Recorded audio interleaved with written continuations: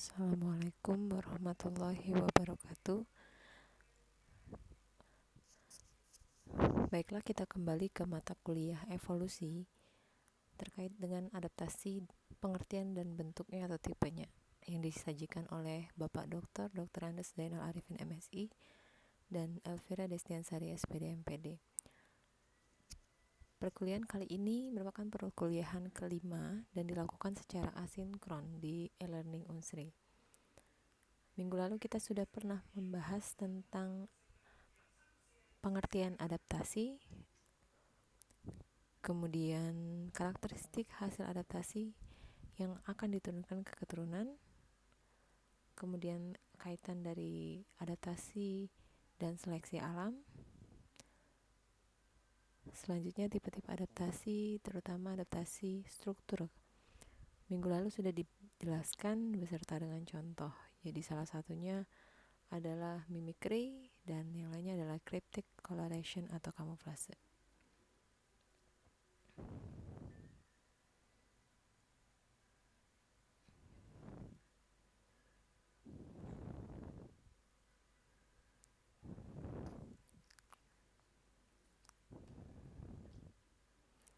Pada pertemuan kali ini, kita akan membahas tentang adaptasi fisiologi.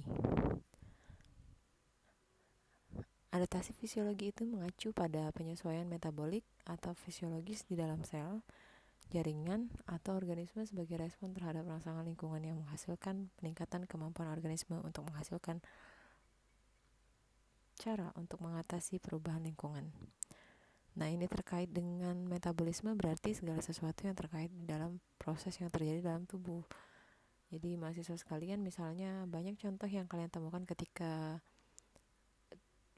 SMA, dan contoh-contoh lain misalnya kemampuan organisme tertentu untuk menyerap nutrisi di bawah tekanan oksigen rendah, atau contoh lain misalnya hewan berbisa yang memiliki antivenom anti racun untuk melindungi dirinya sendiri agar tidak meracuni dirinya sendiri. Jadi venomnya tidak meracuni dirinya sendiri. Itu sebenarnya adalah beberapa contoh adaptasi fisiologi.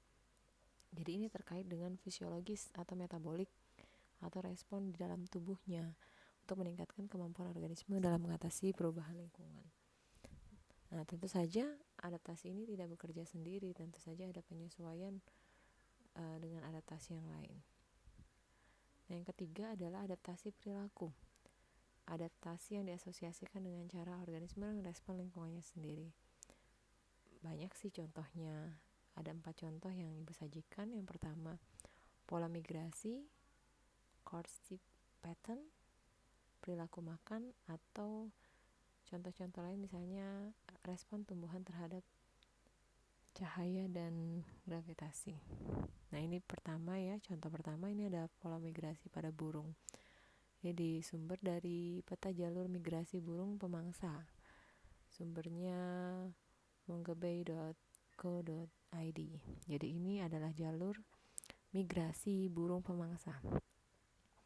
Jadi ada yang dari dataran Cina, ada yang datang dari Jepang dan lain sebagainya. Nah, ini kalau yang warna hijau, tanda warna hijau itu burung pemangsa itu dari arah eastern, kemudian warna orange itu dari Pasifik, pegunungan Pasifik ya, kemudian dari arah koridor Pasifik,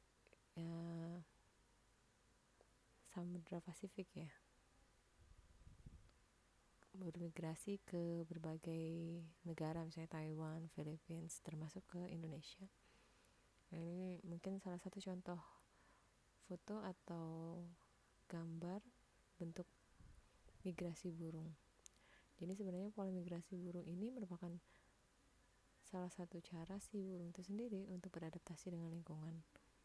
Nah, ini jadi ketika adaptasi ini terjadi dalam proses yang cukup lama, maka ini akan menyebabkan evolusi, sehingga kemungkinan karakteristik untuk bermigrasi ini akan diturunkan ke keturunan selanjutnya.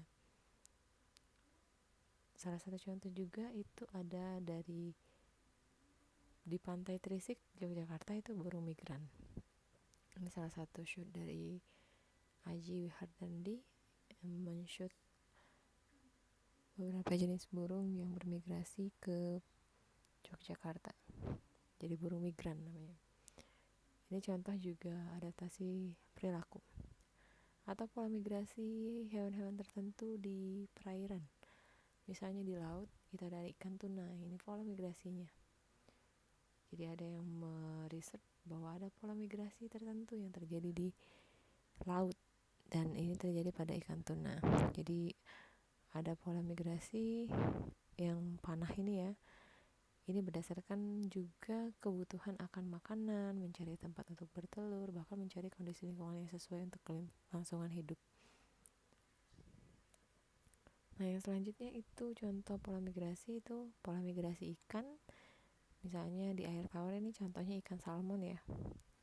Jadi dicontohkan di danau misalnya di sungai itu ada bentuk atau pola migrasi yang bentuknya seperti oval. Dan anak panah yang merepresentasikan jalur migrasi daerah pemijahan atau tempat bertelur dan pemeliharaan di sungai, anak sungai dan danau. Nah yang kedua tadi kan ada courtship pattern, itu salah satu contohnya itu perilaku kawin ya, pola kawin dan perkenalan lebah ada mengorientasi, tapping, menyentuh ya, singing, kemudian licking, attempting copulation sampai terjadinya kopulasi. Nah ini sebenarnya pola kawin atau perkenalan hewan-hewan tertentu juga jika teradaptasi terus menerus akan menjadi karakteristik dari hewan-hewan itu sendiri. Atau perilaku makan misalnya, beberapa jenis hewan sangat selektif dalam memilih makanan. Misalnya beberapa serangga hanya memilih satu jenis makanan misalnya dari satu jenis tumbuhan. Itu juga pola-pola adaptasi perilaku.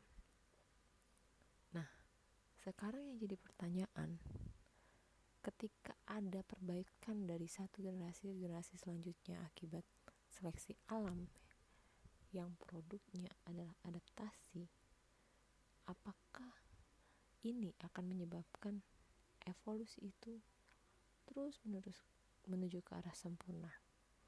Kan sepertinya ekspektasinya adalah evolusi itu selalu terjadi perbaikan atau terseleksi yang unggul yang akan terus bertahan.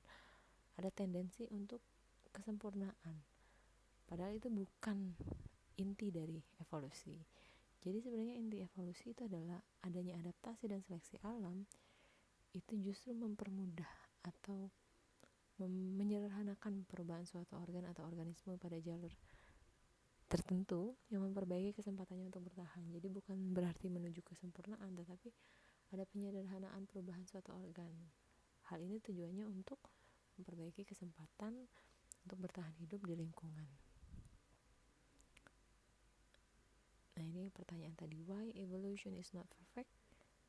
Karena natural selection only edits variasi. Jadi seleksi alam itu hanya mengubah variasi saja agar si populasi itu tetap eksis. Jadi evolusi has to make do with what it created. The new design although better than the old ones are less than perfect. Jadi memang lebih baik daripada sebelumnya, tetapi bukan berarti itu menjadi menuju kesempurnaan. Kemudian adaptasi juga sangat berpengaruh atau sangat menentukan suatu organisme itu ideal nggak untuk mengachieve kemampuan dia untuk bertahan hidup di lingkungannya. Dan tidak semua evolusi itu adaptif.